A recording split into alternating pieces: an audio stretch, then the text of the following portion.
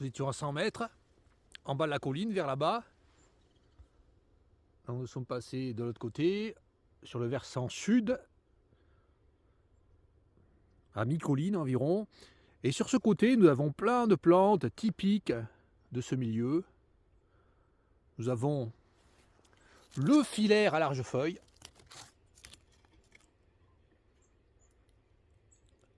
Fideria latifolia, famille des Oleacées. Bon, l'arbre il est assez grand là. Oh, il fait 4 mètres et 10 cm de diamètre de tronc, mais il est beaucoup plus gros. À côté un autre qui fait 15 cm de diamètre de tronc. Il y a la viorne lantane. Non, pas lantane, la viorne thym, famille des Adoxacées. Alors, je ne sais pas si elle pousse naturellement en Gironde. Les livres disent qu'elle a été introduite en Gironde, qu'elle poussait en région méditerranéenne, mais je me demande s'il n'y avait pas quelques endroits où il y avait la viorne thym en Gironde, des endroits comme ça, avec des collines.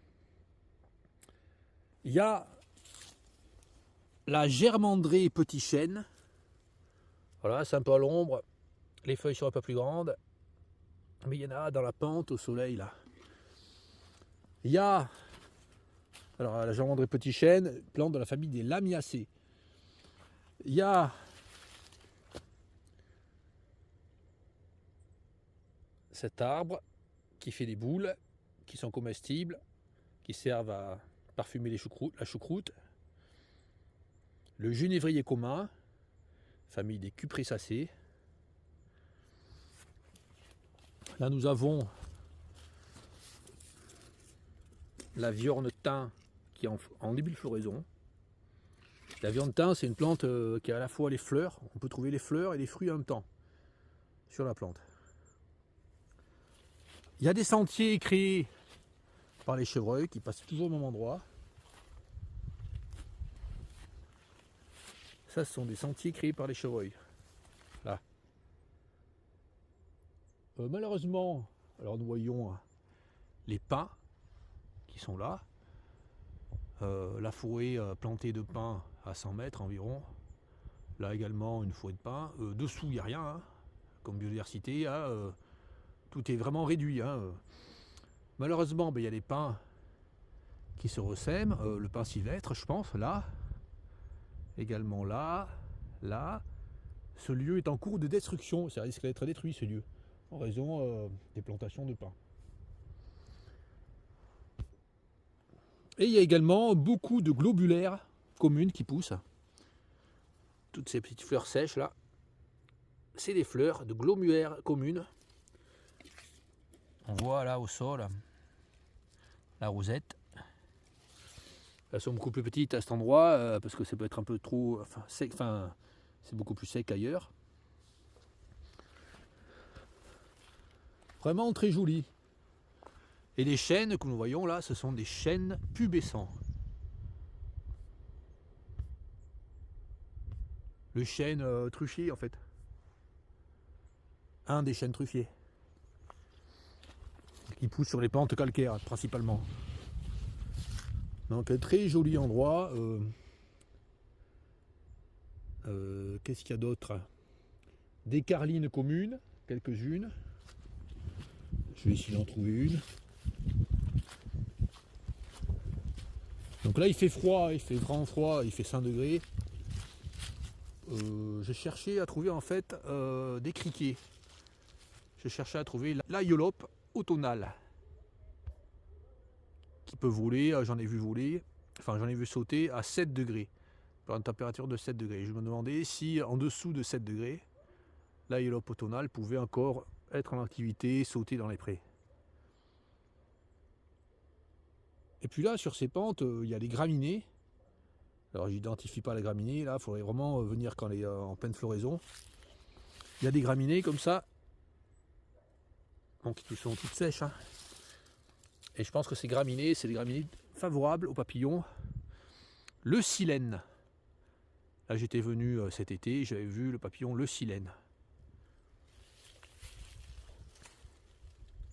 20 mètres plus loin, un beau genévrier commun, avec beaucoup de fruits. des fruits non mûrs et puis des fruits mûrs. Et derrière, à 2 mètres, l'arbre, le nerprin à la terne. Famille des rhamnacées, plante nourricière pour les chenilles, des papillons, le citron de Provence. Le papillon, le citron aussi, à ces chenilles qui peuvent se nourrir du nerprin à la terne. Là encore un autre nerprin à la terne. On voit que les feuilles sont consommées, hein, peut-être par des chenilles du citron de Provence. À côté, un rosier sauvage, très joli.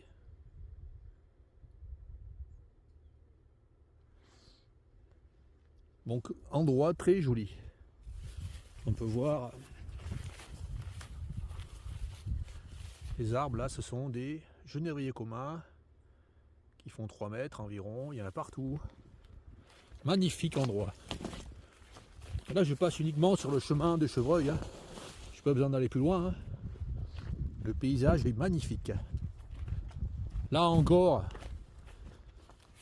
un nerprin à la terne. Donc j'ai pas vu de criquet sauter. Hein. Ah là, la carline commune.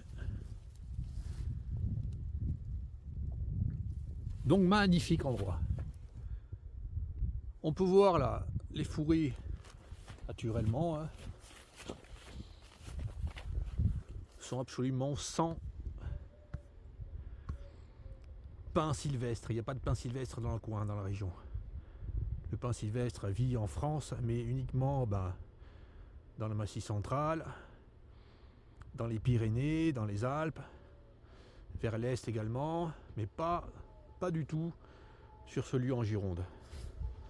Là encore un nerprin à la terne. On connaît de près là, les pousses. On voit pas bien là, comme ça. Le nerprin, je vais dézoomer. Le nerprin à la terne. Donc magnifique endroit qui malheureusement risque d'être détruit par des pratiques débiles. Alors pourquoi d'autre côté là, à quelques centaines de mètres, sur le bord du ravin, l'arbre le cormier a été coupé? C'est tout con, hein. C'est tout simplement pour faire du bois de chauffage. Voilà, c'est ceux qui se chauffent par le bois. Ils disent on est écologiste et tout ça, on est gentil, des gentils, vert. Mais en fait, ce qu'ils font, c'est détruire la nature. C'est quelqu'un qui a coupé cet arbre pour faire du bois de chauffage. Et le tas de cendres, c'est les branches, hein, les petites branches. Hein, il fait du feu. Il fait un feu, après il parle de... En France, dans les médias, on parle tout le temps de carbone, carbone, mais en fait, il y a des feux partout. Là, un magnifique genévrier commun. On voit le tronc, hein, comme ça. Alors ça, dans les propriétés, hein, où le sol est tout à fait adapté, on voit pas de genévrier commun. Hein. On voit une autre espèce de la famille des Cupressacées qui est plantée. C'est le cyprès de Provence, qui n'est pas de Provence. Alors les vendeurs d'arbres, hein, ils sont contents hein, quand ils voient un pigeon qui arrive. Hein. Ils leur disent on va vous vendre un cyprès de Provence, tout à fait typique de la Provence, mais c'est pas. Alors en Provence, hein, ils achètent ça les gens. Hein. Ils croient acheter un arbre de Provence, mais c'est pas un arbre de Provence, ça n'a rien à voir.